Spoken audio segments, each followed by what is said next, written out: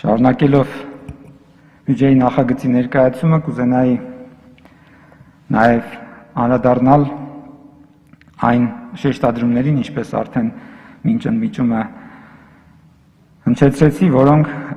բյուջեի նախագծման տեսակետից կարելի է գնահատել որպես հիմնական։ Նպատակադրվել է նախագծմամբ տնտեսական աճի վերականգնումը եւ պոտենցիալի մեծացումը, եւ ըստ այդմ ծրագրավորվել է կապիտալ ծախսերի շուրջ 215 միլիարդ դրամ կամ համախառն ներքին արդյունքի 3.2% մակարդակ։ Հարկ է նկատել, որ այս չափը ըստ էության գերազանցում է մեր երկրի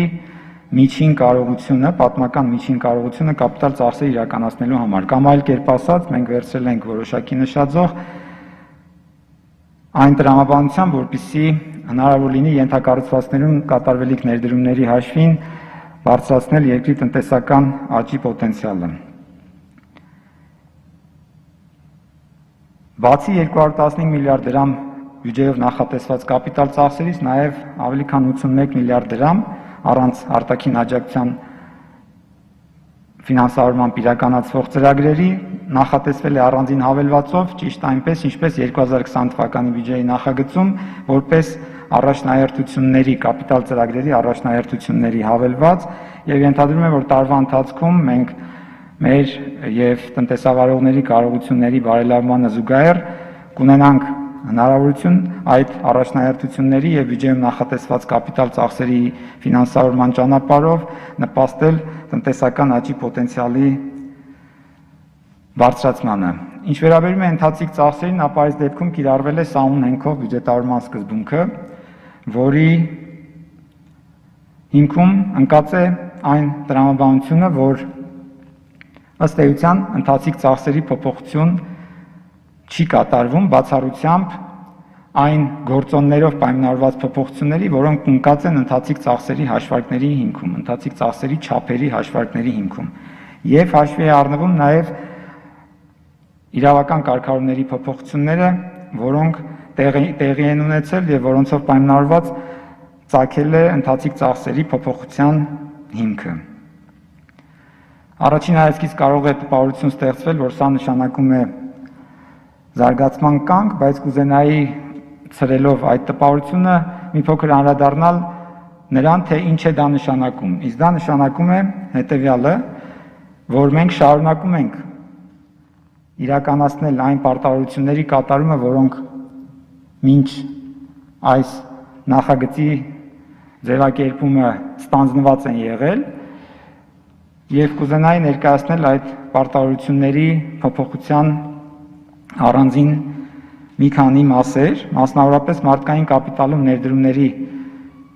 մակարդակի փոփոխություն է տեղի ունեցել արդեն 2020 թվականի բյուջեում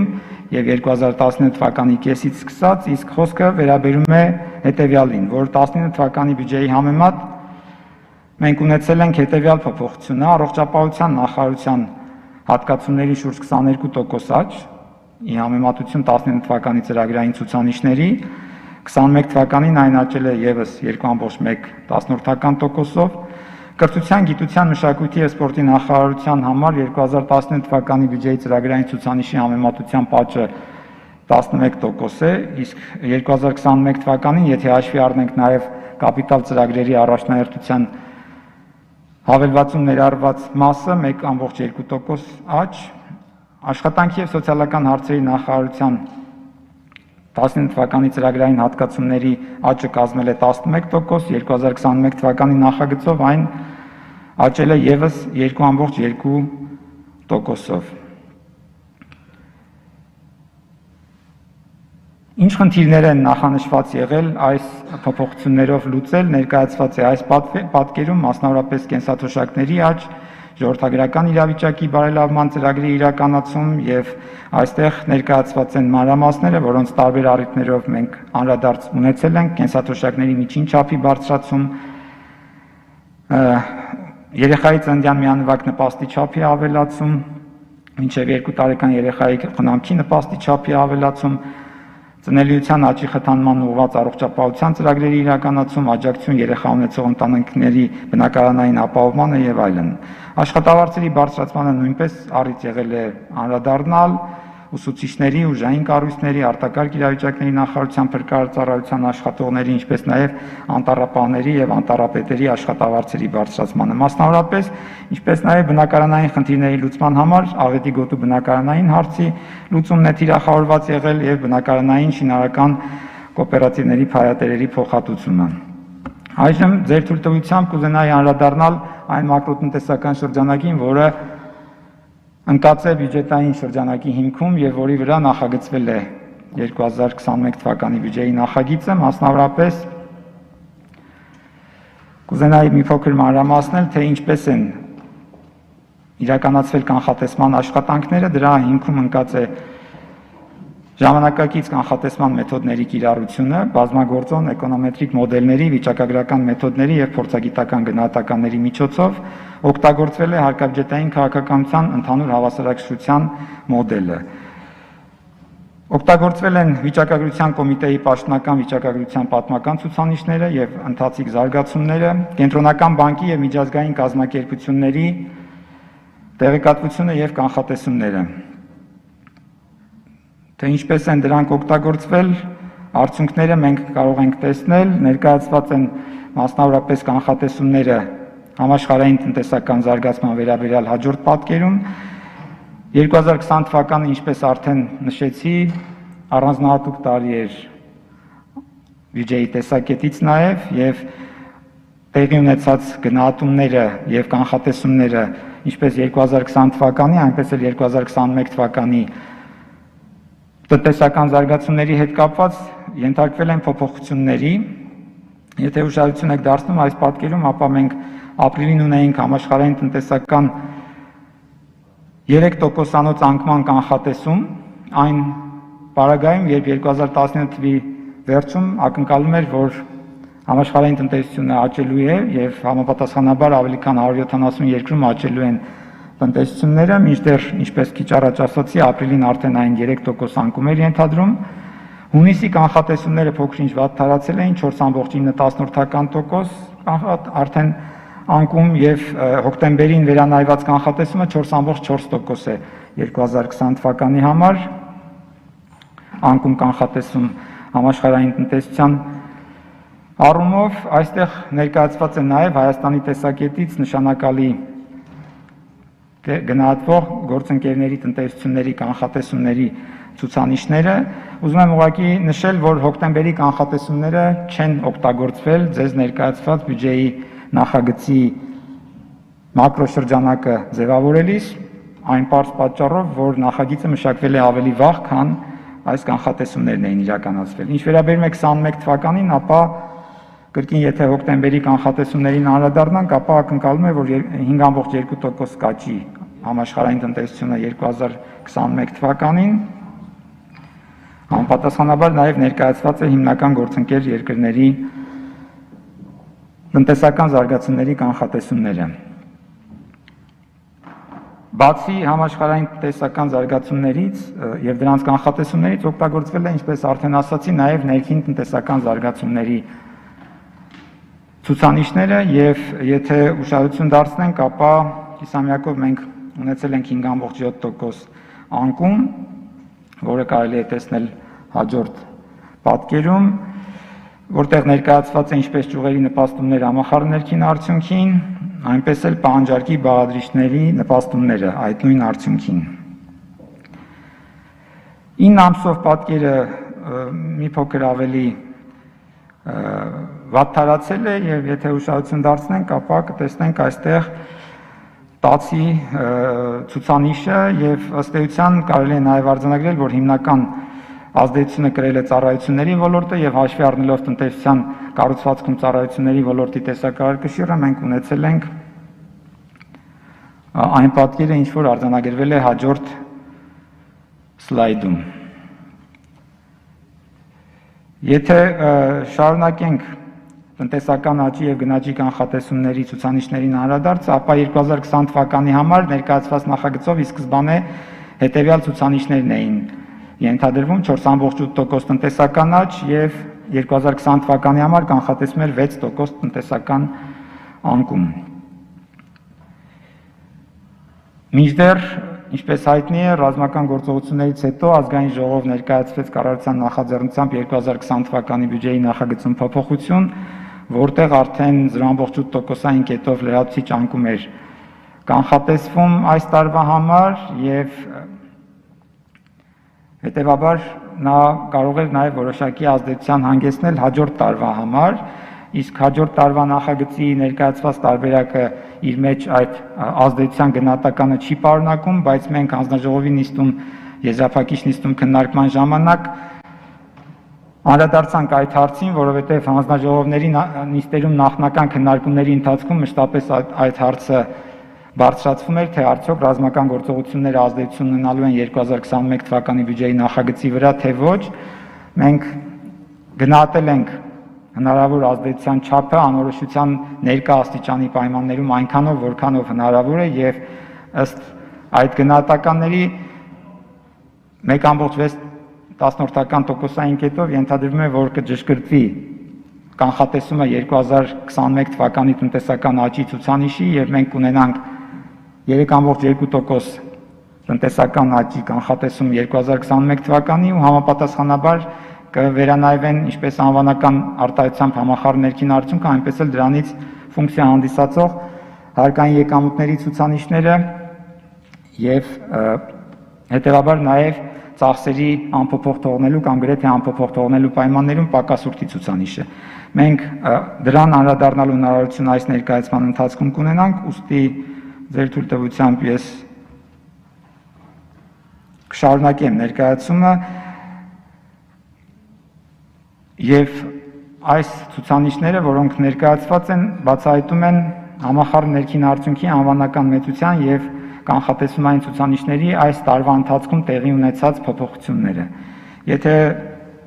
ներքևից սկսենք դիտարկումը, ապա սկզբնական նախագծով, որը բյուջեի մասին օրենքով հաստատվել է, կանխատեսվող մեծությունը տնտեսական աճի 4.9% է եղել։ Ապրիլին ներկայացված փոփոխությամբ այն գնահատվել է 2%, անկման մակարդակում միջնաժամկետ ծախսերի ծրագրի մշակման փուլում 20 թվականի համար գնահատականը վերանայվել է 2.6%-ի, հոկտեմբերին կատարված փոփոխությունը, ինչպես արդեն քիչ առաջ ասացի, 6.8% անկում, պետական բյուջեի նախագծում ներկայացված 6% անկում։ Եվ համապատասխանաբար անվանական արտահայտությամբ պետական բյուջեն 20 թվականի սկզբնական օրենքով 7 տրիլիոն 95 միլիարդ դրամ էր ենթադրվում, ապրիլի փոփոխությամբ 6 տրիլիոն 485 միլիարդ դրամ, իսկ արդեն վերանայումից հետո պետական բյուջեի 2021 թվականի նախագծի համար այս տարվա ցուցանիշը կանխատեսվում է 6 տրիլիոն 248 միլիարդ դրամ մոտարապես, մինչդեռ ներկայացված նախագծով այն 6 տրիլիոն 720 միլիարդ դրամ էր ենթադրվում։ Եթե հարկաբյուջետային ցուցանիշներին անցնենք եւ հարկաբյուջետային քաղաքականության հիմնական ուղղությունները փորձենք պարզաբանել, ապա այս տեսակետից կարևորվում է նախ այն հակաճգնաժամային միջոցառումներին անդրադարձը, որոնք 2020 թվականի ընթացքում համավարակող պայմանավորված նախաձեռնվել են կառավարության կողմից եւ իրականացվել։ Դրանց բավականին մանրամասն առիթ եղել է անդրադառնալ, այս պատկերում ներկայացված են հիմնական ցուցանիշները, ուղղակի կուզենայի նշել, որ ընդհանուր առմամբ գնահատականը մոտավորապես 150 միլիարդ դրամ է հակաճգնաժամային փաթեթի հաշվի չառած հարկային օրենսդրության մեջ կատարված շահութահարկի կանխավճարի հետ կապված փոփոխությունը, որի գնահատականը այս տարվա բյուջեի տեսակետից մոտ 65 միլիարդ դրամ է։ Հարկաբյուջետային արձագանքը համավարակին եւ նախորդ ճգնաժամերին բերված է այս աղյուսակում, եթե ուշադրություն դարձնենք, ապա տնտեսական անկումը 2009 թվականին արձանագրվել է 14.1%, հիմա այս պատկերում մենք տեսնում ենք 6%, որովհետև այդպիսին է եղել 2021 թվականի նախագիծը, երբ ներկայացվել է, բայց ներկայում վերանայումների արդյունքում գնահատականը մոտավորապես 7.9% է, մենք քիչ անց դրան հնարավորություն կունենանք անդրադառնալու հանձնաժողովի վերջնական նիստում քննարկելիս մենք այդ հարցը մանրամասն դիտարկել ենք պետական բյուջեի պակասուրդ համախառն ներքին արդյունք հարաբերակցությունը հաջորդ ցուցանիշն է, որը դիտարկվել է արձագանքի տեսակետից համավարակին եւ ճգնաժամին առհասարակ, եթե համեմատենք կրկին 2009 թվականին, ապա այն ժամանակ 7.6% է կազմել պետական բյուջեի պակասուրդ հարաբերակցությունը, ներկայում ակնկալում է, որ այն կլինի շուրջ 7.1%, ամենայն դեպս այդպիսին են կանխատեսումները։ Հաջորդ ցուցանիշը կառավարության պարտ համախառն ներքին արդյունք հարաբերակցության փոփոխությունն է եւ այստեղ 2009 թվականին այն կազմել է 19.7%, 2020-ին գնահատականը մոտավորապես 15-17%-ի միջակայքում է։ Այստեղ ներկայացված է այն ցուցանիշը, որը ներառված էր 2021 թվականի բյուջեի նախագծի հիմքում։ Եթե հարկաբյուջետային շրջանակին թվերով անդրադառնալու լինենք, ապա այստեղ կարելի է տեսնել, այս պատկերում կարելի է տեսնել ըստ էության այս ամբողջ զարգացման հիմնական մասերը եկամուտների հետ կապված, կարծում եմ ավելի կարևոր է հենց հարկային եկամուտների բաղադրիչը, եթե ուշադրություն ենք դարձնում, ապա 1 տրիլիոն 602 միլիարդ դրամ էր ակնկալում 2020 թվականին ունենալ հարկային եկամուտներ, մինչդեռ այս փոփոխությունների արդյունքում ենթադրվում է, որ մենք կունենանք 1 տրիլիոն 350 միլիարդ դրամ կամ շուրջ 253 միլիարդ դրամով ավելի փոքր ցուցանիշ, ինչը բնականաբար հանգեցնելու է պակասուրդի այլ ցուցանիշի արձանագրման, եթե ի սկզբանե բյուջեի նախագծով այն 161 միլիարդ դրամ էր մոտավորապես, ապա առաջարկվող վերանայումների արդյունքում այն կկազմի շուրջ 430 միլիարդ դրամ։ Եվ քիչ առաջ, ինչպես արդեն ներկայացրեցի, պակասուրդ հարաբերակցությունը կկազմի 7.1%։ Եթե հարկային եկամուտների զարգացումներին փորձենք անդրադառնալ, ապա կարևոր ցուցանիշ է հարկային եկամուտներ հարաբերակցությունը եւ այս տեսակետից 2020 թվականի համար գնահատվում է, որ ունեցած համախառն ներքին արդյունքի կանխատեսման եւ հարկային եկամուտների կանխատեսման պայմաններում այն կկազմի շուրջ 21.7%։ 2021 թվականի համար ներկայացված է 1 տրիլիոն 501 միլիարդ դրամ ցուցանիշը, մինչդեռ ինչպես քիչ առաջ արդեն ասացի, ենթադրվում է, որ առաջարկվող վերանայումների արդյունքում այն կնվազի եւ կկազմի 1 տրիլիոն 440 միլիարդ դրամ, հետեւաբար մենք կունենանք նաեւ համախառն ներքին արդյունքի անվանական մեծության վերանայում եւ ըստ էության հարկեր հարաբերակցության գրեթե նույն մակարդակի պահպանումը, ինչ որ այստեղ ներկայացված է։ Կապիտալ ծախսերի շեղումը հարկաբյուջետային պայմանական ասած ոսկե կանոններից կլինի այսպիսի պատկերում արտացոլված, եթե ուշադրություն դարձնենք, ապա մեր կապիտալ ծախսերը կլինեն համախառն ներքին արդյունքի 3.2 կամ արդեն վերանայումից հետո 3.4%-ը, խոսքը վերաբերում է ոչ թե կապիտալ ծախսերի ցուցանիշի վերանայմանը, որտեղ այն կպահպանվի նախագծով, այլ համախառն ներքին արդյունքի անվանական արտահայտության ցուցանիշի վերանայմանը, մինչդեռ մեր պարտքը կլինի կամ դեֆիցիտը կլինի 4.1, իսկ վերանայումից հետո 5.4%։ Սա ուզում եմ հիշեցնել, որ այդ ոսկե կանոնները վերաբերում էին այն տրամաբանությանը, որ պետք է պարտք հարաբերակցության ցուցանիշի որոշակի մակարդակից ավել լինելու դեպքում պարտք ներգրավի միայն կապիտալ ծախսեր ֆինանսավորելու նպատակով, բայց սա բնականon իրավիճակում, իսկ ոչ բնականon կամ ցնցումային իրավիճակում կամ ճգնաժամային իրավիճակում հենց հարկաբյուջետային կանոնների տրամաբանությունն է հուշում, որ պետք է պահպանվեն ծախսերի մակարդակը, որպեսզի հնարավոր լինի մեղմել տնտեսական զարգացումների հետ կապված բացասական ռիսկերը։ Ընթացիկ ծախսերի շեղումը նույնպես ներկայացված է հաջորդ պատկերում հարկաբյուջետային ոսկե կանոններից եւ այստեղ, ինչպես քիչ առաջ ասացի, քանի որ մեր ընդամենը ծախսերը բովանդակային առումով երկու բաղկացուցիչներից են կախված ընթացիկ եւ կապիտալ ծախսեր, այս հարկաբյուջետային կանոնները տարածվում են նաեւ ընթացիկ ծախսերի վրա եւ որոշակի շեմերից հետո ենթադրվում է, որ դրանք դառնում են խիստ, ընթացիկ ծախսերի աճը ենթադրվում է, որ չպետք է գերազանցի նախորդ տնտեսական պարբերաշրջանի ընթացքում տնտեսության զարգացման միջին մակարդակը մի կողմից եւ մյուս կողմից որոշեմ անցնելուց հետո նաեւ այն չպետք է գերազանցի հարկային եկամուտները։ Հարկային եկամուտների մակարդակը արդեն բացարձակ մեծությամբ, բայց այդ կանոնները վերաբերվում են եւ կիրառելի են բնականոն պայմաններում։ Մինչդեռ մենք, ինչպես 2020 թվականին ունենք ոչ բնականոն կամ ճգնաժամային գնահատվող իրավիճակ, այնպես էլ ենթադրվում է, որ 2021 թվականին միանգամից չի սկսվելու վերականգնումը եւ այն որոշակի ժամանակահատված է տևելու, հետեւաբար ունենք նաեւ 2021 թվականը որպես նույն հարկաբյուջետային կանոնների տրամաբանության ներքո բացառության ժամանակահատված։ Պետական բյուջեի ծախսերը 2020 թվականին ենթադրվում է, որ կլինեն համախառն ներքին արդյունքի ավելի քան 29%-ը եւ 2021 թվականին ենթադրվում է, որ այն շուրջ 27.4% կկազմի։ Այստեղ կարևոր է նկատել այն հանգամանքը, որ քիչ առաջ նաեւ նշեցի, մենք չենք դիտարկում ծախսերի նվազեցման հնարավորությունը այն պատճառով, որ դա կլիներ ճիշտ հակառակ ազդեցություն հարկաբյուջետային քաղաքականության առաքելության, մինչդեռ կա եւ ընկալում եւ ժամանակակից աշխարհում գիտությամբ հիմնավորվող մոտեցում, որ հարկաբյուջետային քաղաքականության առաքելությունը հենց այն է, որ կարողանա լինել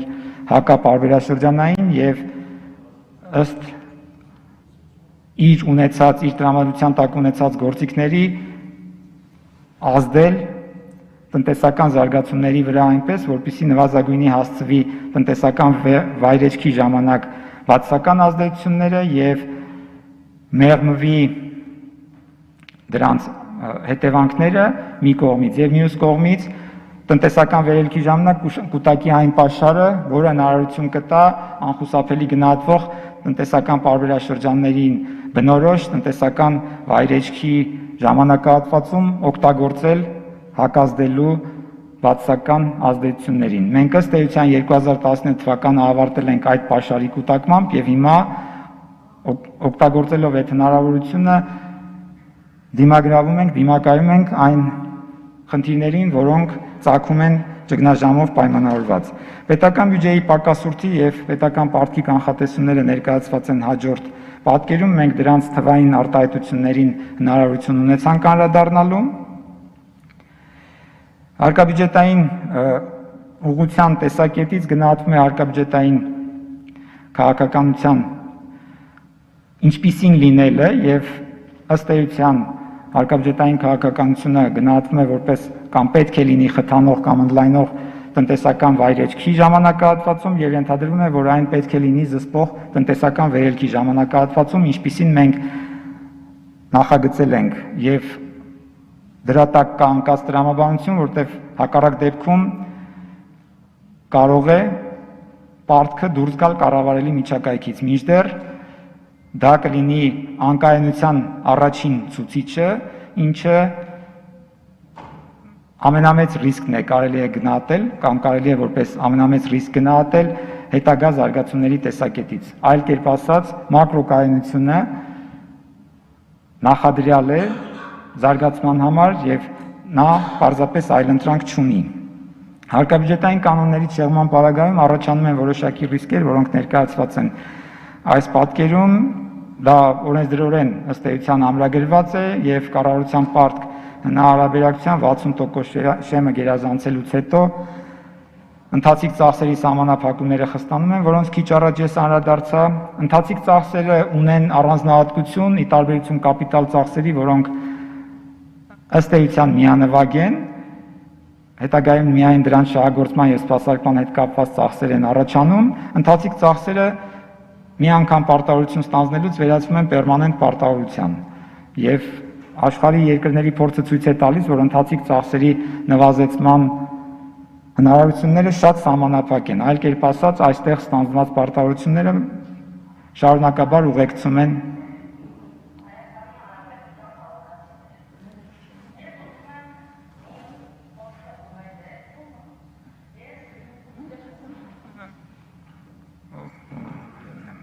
Պարտքի բարձր բեռը ենթադրում է, որ ռիսկեր է առաջացնում նույն պարտքը ներգրավելու տեսակետից։ Եթե երկու ցուցանիշներին դիտարկելու լինենք իրացվելիության եւ վճարունակության ասպեկտներին անդրադառնանք պարտքի, ապա մենք կարող ենք ունենալ ժամանակավոր խնդիրներ, որոնք բնորոշվում են որպես իրացվելիության խնդիր, թեպետ վարված ողջամիտ հարկաբյուջետային քաղաքականության արդյունքում մենք այդպիսի խնդրի չենք առերեսվել եւ չնայած կոչերին եւ հորդորներին Կանզապետական միասնական հաշվի մնացորդը օգտագործվել է եւ շարունակում է օգտագործվել այն տրամաբանությամբ, ինչը օրենքով նախատեսված է եւ որպես բարձիկ է, այսպես ասած, ֆինանսական ծառայում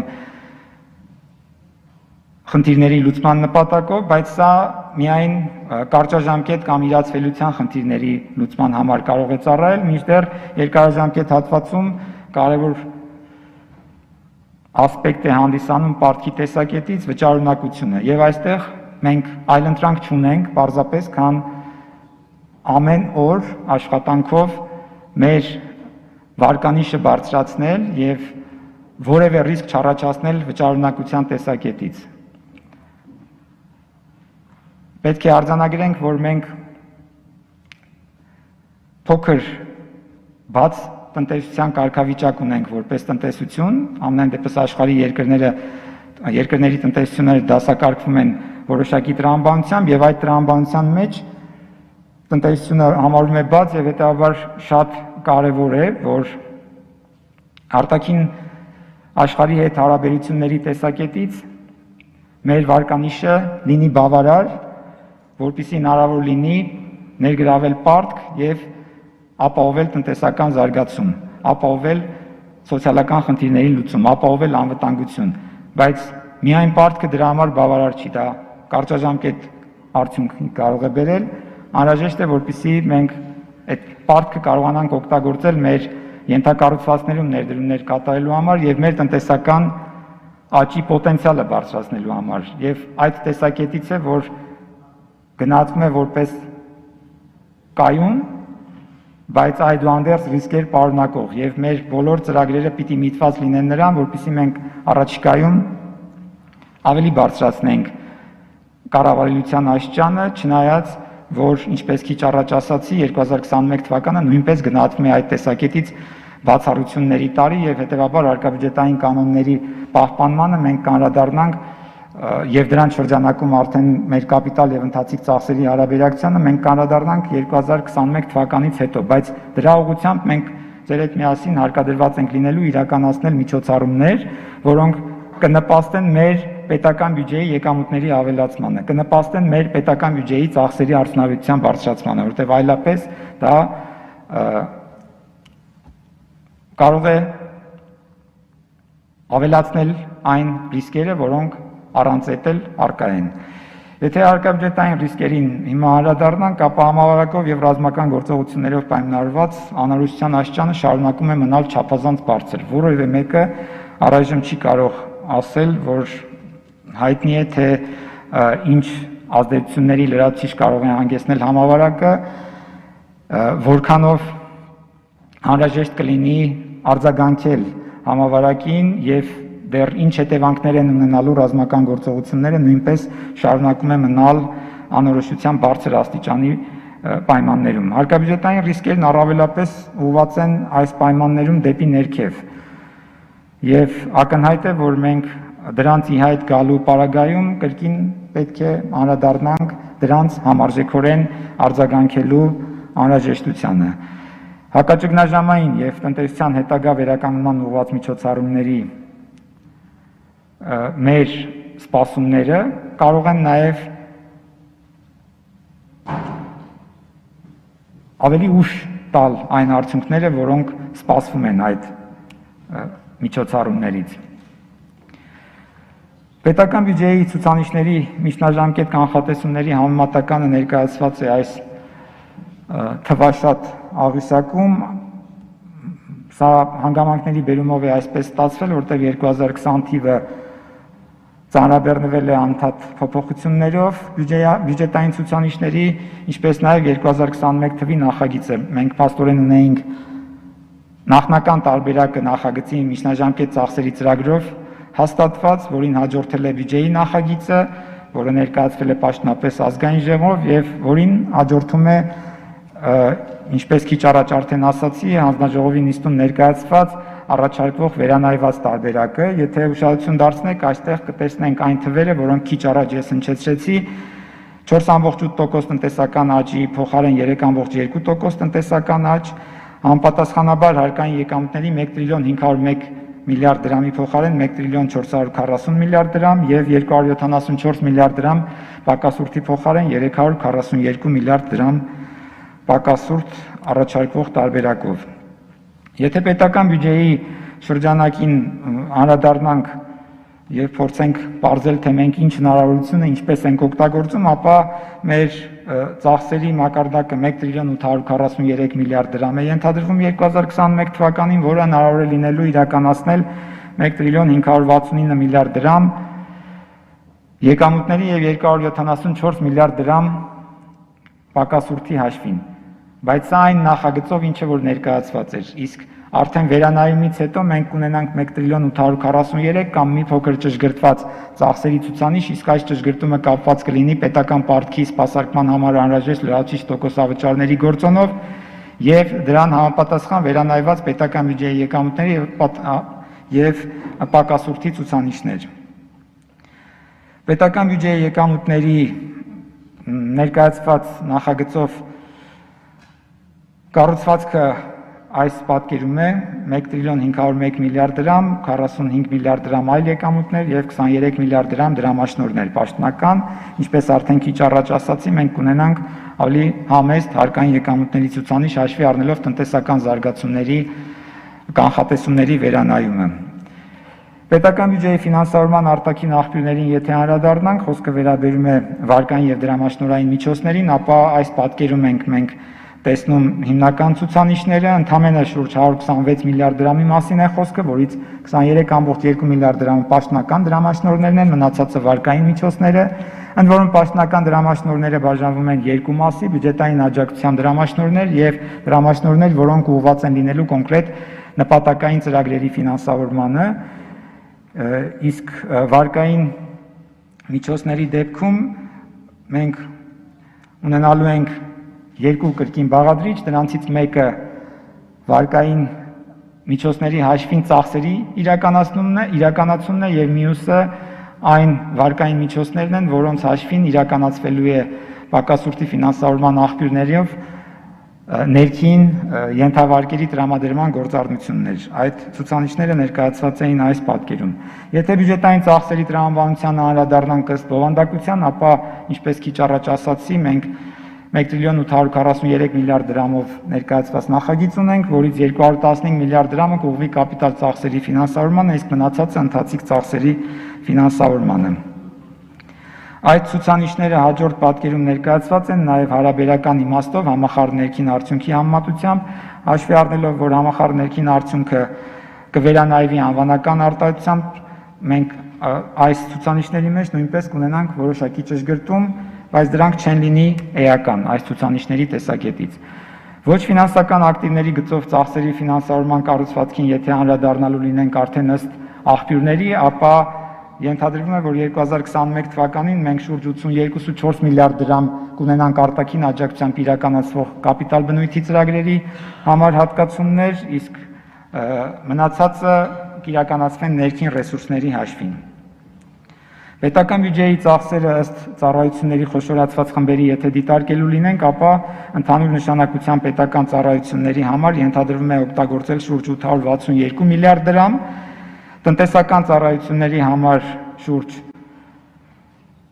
173 միլիարդ դրամ կամ 9% ընդհանուր հատկացումների, սոցիալական ծառայությունների համար կօգտագործվեն 803 միլիարդ դրամ կամ ընդհանուր հատկացումների շուրջ 44%։ Ընդհանուր նշանակության պետական ծառայությունների գծով հիմնական հատկացումներից բաշխումը 2021 թվականի կունենա այս տեսքը, ընդհանուր բնույթի հանրային ծառայությունները շուրջ 394 միլիարդ դրամ, պաշտպանության համար 312 միլիարդ դրամ եւ մնացածը հասարակական կարգի, անվտանգության եւ դատական գործունեության համար իրականացվող ծրագրերի շրջանակում հատկացումները կկազմեն։ Տնտեսական ծառայությունների մասով հատկացումների զգալի մասը տնտեսական հարաբերությունների համար կօգտագործվի շուրջ 148 միլիարդ դրամ, շուրջ 15 միլիարդ դրամ բնակարանային շինարարության եւ կոմունալ ծառայությունների համար, իսկ մնացածը շրջակա միջավայրի պաշտպանության համար։ Սոցիալական ծառայությունների գծով ծախսերի բաշխումը կունենա հետևյալ կառուցվածքը՝ շուրջ 505 միլիարդ դրամ սոցիալական պաշտպանությունն է կազմելու, առողջապահությունը շուրջ 115 միլիարդ դրամ, կրթության համար կօգտագործվի շուրջ 154 միլիարդ դրամ, իսկ մնացածը հանգիստ, մշակույթ եւ կրոն բյուջետային դասակարգման բաժնի համար կօգտագործվի։ Պետական բյուջեի ծախսերի, բյուջետային ծախսերի ծրագրավորման ճկունությունը այս պատկերում է բացահայտված, բազմիցս առիթ եղել է այս հարցին անդրադառնալ հանձնաժողովների առանձին եւ համատեղ նիստերում քննարկումների ընթացքում, երբ խնդիր է բարձրացվել, որ բյուջեն համարժեքորեն չի արձագանքում փոփոխված իրողություններին եւ այն արմատապես կամ հիմնովին փոխելու անհրաժեշտություն ունի, այս պատկերը ներկայացված է, որպեսզի պարզ լինի, թե մենք երբ որ հիմնովին փոփոխության մասին ենք խոսում, ինչ պետք է նկատի ունենանք։ Դա նշանակում է, որ բյուջեի մոտ 80% կազմող կամ 1 տրիլիոն 482 միլիարդ դրամ կազմող օրենքով ստանձնված պարտավորությունները պիտի վերանայվեն։ Դա նշանակում է, որ օրենքներով կառավարությանը վերապահված լիազորությունների շրջանակում կառավարության կողմից ընդունված իրավական ակտերով ստանձնված բյուջետային ծախսերի մոտ 6% կազմող հատկացումները պիտի արմատապես փոխվեն։ Դա նշանակում է, որ միջազգային պարտավորություններով, միջազգային ներողություն համաձայնագրերով ստանձնված պարտավորությունները, որոնք կազմում են բյուջետային հատկացումների 6%-ը պետք է արմատապես փոխվեն։ Արդյոք սա հնարավոր է, թե ոչ։ Գործնականում ամեն ինչ հնարավոր է, բայց մեր առաջարկն այն է, որ մենք ոչ թե վերաբերվենք բյուջեին որպես բյուջետային հատկացումներ, այլ այն տրամաբանությամբ, ինչով որ բյուջեն ներկայացվել է, իսկ բյուջեն ներկայացվել է ծրագրային բյուջետավորման տրամաբանությամբ եւ ըստ այդ տրամաբանության ենթադրվում է, որ ոչ թե կարևոր է թե ինչ միջոցներ են ծախսվել, այլ կարևոր է թե ծախսված միջոցներով ինչ արդյունքներ են արձանագրվել։ Արդյունքային ցուցանիշներն են կարևոր եւ ոչ ֆինանսական ցուցանիշները։ Հետևաբար, եթե խոսք է գնում բյուջեի փոփոխության մասին, պետք է նկատի ունենալ, որ դա նշանակում է փոփոխություն բյուջետային հատկացումների հիմքում ընկած քաղաքականություններում, որտեղ քանի դեռ այդ քաղաքականությունները չեն փոփոխվել եւ այդ փոփոխություններն իրենց արտացոլումը չեն գտել գործող օրենքներում, գործնականում այս կառուցվածքի փոփոխությունը եւ հատկացումների վերանայումը կարող է հանգեցնել անդառնալի հետևանքների, մասնավորապես պարտքեր կուտակելու առումով, որովհետև եթե արկա է օրենսդրական կարգավորում, որի շրջանակում պարտավորությունը առաջանում է, անկախ նրանից դա բյուջեում նախատեսվեց թե ոչ, անկախ այդ հանգամանքից, այդ նշանակում է, որ այդ պարտավորությունը չվճարման դեպքում վերածվելու է պարտքի, իսկ չի կարող վճարվել այնքան ժամանակ, քանի դեռ դրա համար հատկացումներ չեն նախատեսվել։ Այսպիսի շրջանակը չէր կարող չհանգեցնել պետական պարտքի փոփոխության եւ սա օրինաչափ է, ինչպես քիչ առաջ արդեն ասացի, ճգնաժամային իրավիճակում հենց այդ տրամաբանությամբ էլ ենթադրվում է, որ պետք է նախագծվի հարկաբյուջետային քաղաքականությունը եւ ծախսերի մակարդակի, որոշակի մակարդակի պահպանումը, ինչպես սկզբում ներկայացրեցի, կապիտալ ծախսերի համար այնքան, որ հնարավոր լինի նպաստել վերականգնմանը եւ այդ նույն ժամանակ որոշակի առումով նաեւ ավելի հավակնոտ լինել, քան թե մեր պատմական միջին հնարավորությունը եւ կարողությունն է եղել կապիտալ ծախսեր ֆինանսավորելու,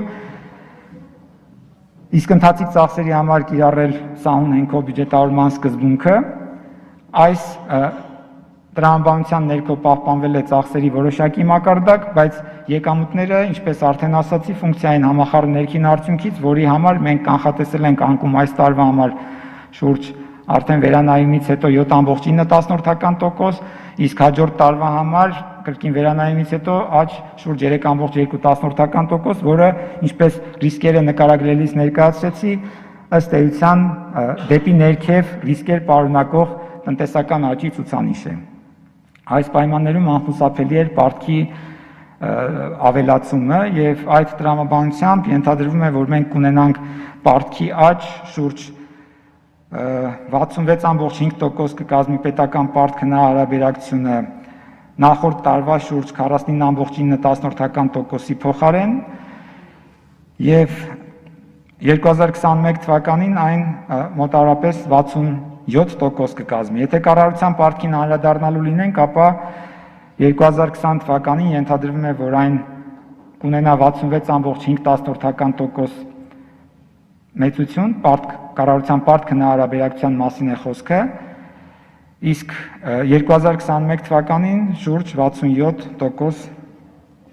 կկազմի կառավարության պարտքը նա հարաբերակցությունը։ Այս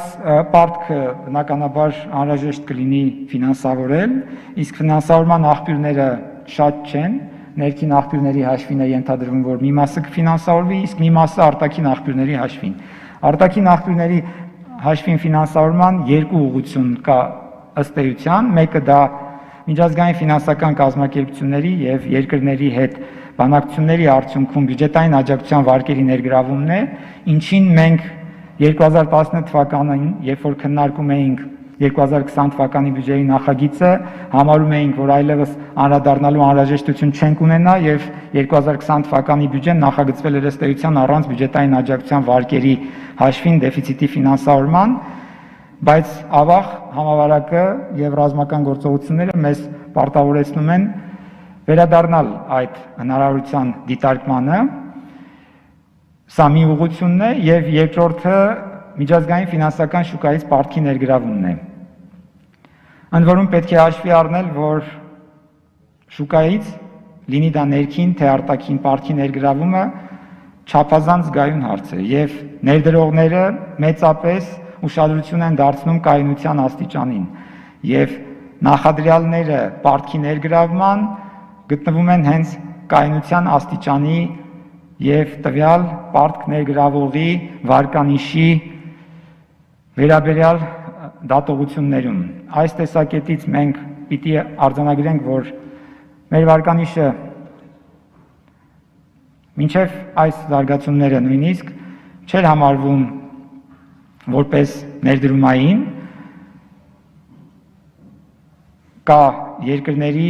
վարկանշավորող 3 հեղինակավոր կազմակերպությունների կողմից Հայաստանի Հանրապետությանը որպես սուվերեն թողարկողի վարկանիշ, տրամադրված վարկանիշ եւ ըստ այդ վարկանիշի գնահատվում էր որպես ոչ ներդրումային։ Սա իհարկե ամենավատ վարկանիշը չի, բայց այդ ներդրումային եւ ոչ ներդրումային վարկանիշների տեսակետից Հայաստանի Հանրապետության համար ձևավորվում են որոշակի կամ Հայաստանի Հանրապետությունից ձևավորվում են որոշակի սպասումներ նույն ներդրողների համար, որ ավելի հիմնավոր դարձվի այն արկա վարկանիշը, որը օգտագործվում է ներդրողների կողմից, որպեսզի որոշում կայացվի, թե ինչ չափով եւ ինչ պայմաններով ներդրում կատարի պետության կողմից թողարկված պարտքում։ Ընդ որում դա միայն միջազգային ֆինանսական շուկայի տեսակետից չի, որ պետք է դիտարկվի, այլ նաեւ ներքին շուկայի տեսակետից եւ հետեւաբար չափազանց կարեւոր է, որպեսզի մենք կարողանանք հարցին մոտենալ ինստիտուցիոնալ տեսակետից եւ վստահ լինենք, որ հաջորդ ժամանակահատվածում մենք ավելի համոզիչ կկարողանանք ներկայանալ նույն շուկաներ եւ ավելի լավ պայմաններով պարտք կկարողանանք ներգրավել։ Պարտքի կառուցվածքի մանրամասներին ձեր թույլտվությամբ ձեռնպահ կմնամ անդրադառնալուց, հաշվի առնելով, որ դրանք բավականին մանրամասն ամսական պարբերականությամբ հրապարակվում են, մենք շատ կարևորում ենք գործունեության թափանցիկությունը ընդհանրապես եւ մասնավորապես պարտքի շուկայում քիչ առաջ նշածս պայմաններով եւ հանգամանքներով պայմանավորված, որտեղ շատ կարևոր է, որպեսզի կանխատեսելի լինի մեր վարքագիծը մեր գործընկերների համար։